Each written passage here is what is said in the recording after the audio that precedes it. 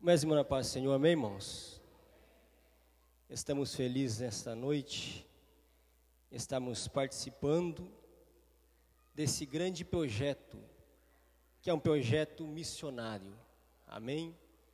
Se tem uma coisa que eu sempre amei foi missões, sempre ardeu isso no meu coração.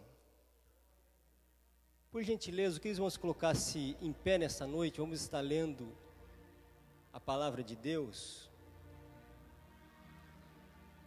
na primeira carta do apóstolo Paulo a Coríntios, capítulo 9, o versículo 16 e o 17, é onde está o tema deste congresso.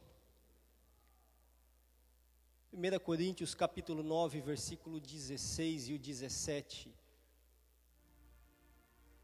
Amém, irmãos? Todos acharam? Eu já vou estar lendo, até porque o tema é bem conhecido e está no banner, também na nossa retaguarda. Contudo, quando anuncio o Evangelho, não tenho de que me gloriar, pois me é imposta essa obrigação. E ai de mim, se não anunciar o Evangelho. Se o faço de boa vontade, terei recompensa, ou terei prêmio, em outras traduções, mas se de má vontade, apenas desempenho um encargo que me foi confiado. Amém? Os irmãos podem tomar assento. Eu quero ser grato a Deus nesta noite, também ser grato ao pastor João Carlos. Eu não falo isso só porque estamos num congresso, porque estamos em um congresso com uma envergadura como essa. Eu falo isso na frente dele e também até uma igreja pequena eu já falei. Eu tenho ele como meu pai, o pastor João Carlos como meu pai, a missionária Vanessa, como minha mãe, quando me acolheram há uns 5 anos atrás. Quando eu ardia missão no meu coração, eu queria fazer alguma coisa para Deus e não sabia como. E através do pastor João Carlos eu descobri, eu consegui, eu falei, aqui nesse ministério, aqui com o pastor, eu acho que eu vou conseguir desenvolver aquilo que o Senhor tem nos chamado para ser feito.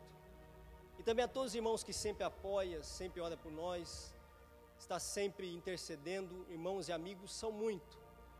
Então, falando o nome do pastor João Carlos e da missionária Vanessa Campos, que são os presidentes, eu já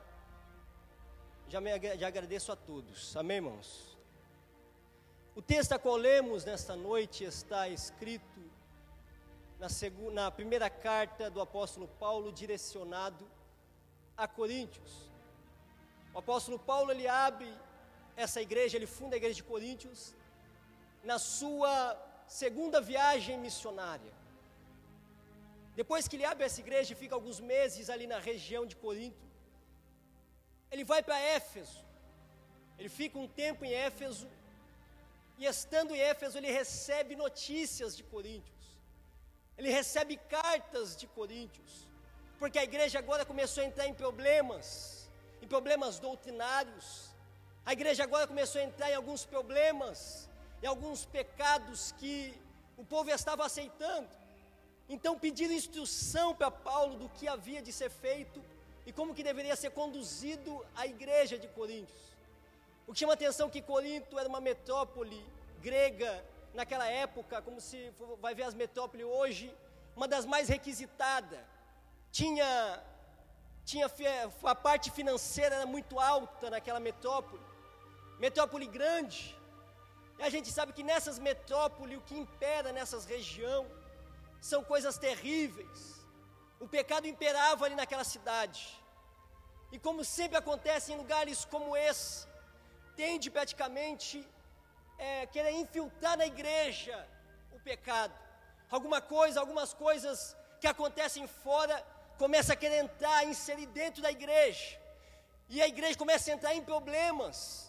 E o apóstolo Paulo, sabendo disso, ele então começa a escrever agora a sua primeira carta, estando em Éfeso, e começa ali a instruir como a igreja deveria ser direcionada, como deveria ser ali praticamente conduzida a igreja. E o apóstolo Paulo começa a falar de doutrina, começa a falar sobre a Santa Ceia, como que é para ser servida a Santa Ceia, começa a instruir a igreja de Coríntios, porque a igreja de Coríntios é aquela igreja que o povo estava dentro da igreja, mas vivia praticamente fria, um povo frio, porque eles não queriam se desligar das amizades que tinham lá fora, eles não queriam se desligar do povo que tinham lá fora. Então a igreja vivia fria, com problemas. Então o apóstolo Paulo já viu a necessidade de instruir. Só que quando nós lemos o capítulo 9, nós vamos ver que o apóstolo Paulo, no seu capítulo 9, vai dedicar esse capítulo falando que ele abriu mão de muitas coisas por causa do evangelho. Ele abriu mão de muitas coisas por pegar a palavra de Deus. A gente vai ver que o apóstolo Paulo está dizendo: eu tenho recompensa. O apóstolo Paulo vai dizer também, ele vai relatar: eu tenho direitos, eu sou apóstolo, eu tenho direitos, eu fui chamado por Deus, eu não vi Jesus, eu tenho meus direitos, só que eu abri mão de tudo por causa do evangelho, eu larguei tudo por causa do evangelho, eu abandonei tudo por causa do evangelho, os direitos que eu tenho, eu abro mão dele por causa de vocês, o apóstolo Paulo está falando. Vocês têm que entender que eu tenho direitos, mas eu abri mão de tudo para ver a igreja do Senhor crescer, para ver a igreja multiplicar. Eu abri mão para não ver problemas na igreja. Eu abri mão de tudo por causa das almas. E o apóstolo Paulo, o que chama atenção, que ele vai dizer: se eu faço de boa vontade a obra, eu tenho uma recompensa. Mas se eu faço de má vontade, apenas um encargo, apenas uma obrigação me foi confiada. Sabe o que o apóstolo Paulo está dizendo? Não adianta eu fazer a obra de Deus só porque foi uma obrigação, eu vou fazer de cara feia, eu vou fazer com boa vontade. Não é porque só foi uma obrigação que eu vou fazer murmurando, eu vou fazer com boa vontade para Deus. Não é porque foi um encargo que foi imposto a mim que eu vou fazer de cara feia, quando eu dormir na rodoviária muitas vezes. Não é porque é uma obrigação que eu vou fazer cara feia, quando o pastor me der a sua paz do Senhor depois do culto de uma pregação e me abandonar. Não é porque é uma obrigação minha que eu vou fazer cara feia quando eu entrar na prova. É a minha obrigação, mas eu vou fazer, porque o Senhor tem uma recompensa para mim.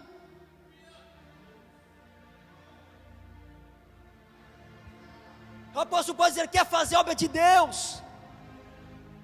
Vamos fazer a obra dele, mas vamos fazer com vontade, querendo fazer, dizer: Deus, eu vou fazer, sendo com recompensa ou não, mas eu vou fazer por causa das almas, porque as almas estão perecendo.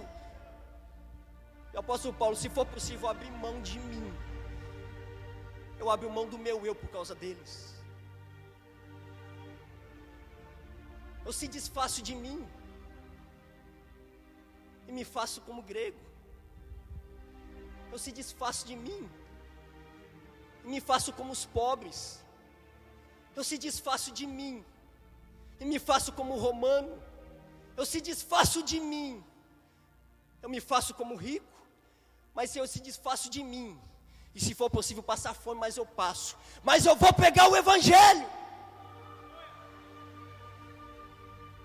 Eu posso passar a prova que for, mas o evangelho do Senhor vai ser pregada. As almas vão ouvir a palavra de Deus.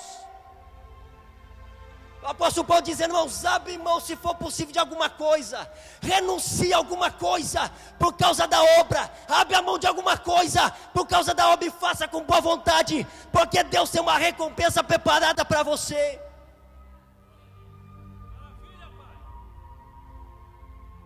Deus tem uma recompensa para nós, irmãos. Mas o apóstolo Paulo deixa claro: se faço de boa vontade, eu tenho uma recompensa. Se não, é apenas uma obrigação que me foi confiada, eu preciso fazer. Se não é apenas algo que o Senhor, que o Senhor impôs para me fazer, eu preciso fazer. Mas eu faço querendo fazer, porque eu amo as almas. O apóstolo Paulo está dizendo para nós, às vezes queremos recompensa. Ah, Deus, mas eu fiz. Você fez. Você fez, mas você falou por trás muitas vezes, você xingou muitas vezes, você murmurou. Meu filho, você não se entregou. Você não fez porque você quis fazer. Você fez apenas porque foi sua obrigação fazer. Agora é minha obrigação, mas mesmo se não fosse, eu faria da mesma forma. É isso que Paulo está falando. Depois que eu conheci o Evangelho, eu posso não ter prêmio, mas eu vou fazer a mesma assim.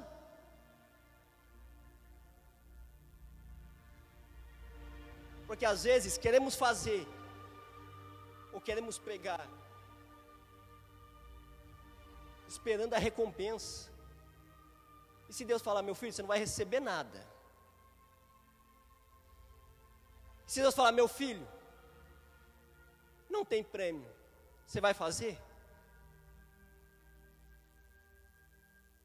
Irmão, sabe o que o apóstolo Paulo está dizendo aqui? Apenas uma obrigação. Sabe o que chama a atenção? Do que vou me gloriar? Apenas uma obrigação. Eu vou gloriar daquilo que foi me imposto para fazer? Eu vou me gloriar daquilo que foi minha obrigação fazer? Eu não tenho do que me gloriar. Eu preciso fazer. Porque o Senhor impôs para mim fazer. Se for possível, abre a mão. Se for possível, renuncia. Se for possível, se desfaça de você. Se desfaça do seu eu. Pode se levantar contra mim, pode falar o que for. Pode se levantar pastor, pode se levantar quem que for. Pode se levantar uma outra coisa para atrapalhar o projeto. Mas tem uma coisa, quando o projeto é de Deus, quando é o Deus que escolhe, quando é Deus que chama, pode se levantar o que for, mas a obra de Deus vai ser feita e não vai parar. A obra de Deus, ela não para. Se levanta o inferno que for, mas a obra de Deus continua. Passa uma geração, levanta outra. Passa uma geração, levanta outra. Eu posso morrer, mas amanhã tem outro. A obra de Deus vai continuar. Porque se tem uma coisa que continua, é a obra de Deus. A obra de Deus não existe substituto, existe continuação. Ah, o pastor fulano de tal vai substituir. Não, ele vai continuar. Repare que o pai de Abraão, para onde ele estava indo? Ele estava indo para Canaã, só que ele morre no caminho. Quem continuou aquela trajetória foi Abraão. Abraão continuou o que o seu pai estava fazendo. Quando Jesus começa a pegar, repara uma coisa. Jesus não pega algo diferente. Jesus continua o que João Batista estava fazendo. Então a obra de Deus é continuação. Então não adianta, meu irmão, deixa o inferno se levantar, deixa alguém se levantar, deixa alguém falar de você. Entenda uma coisa, a obra de Deus ela vai ser feita, a obra de Deus ela vai ser feita, e pode se levantar o inferno que for, pode se levantar quem for, pode se levantar quem quiser, mas a obra de Deus ela vai ser feita.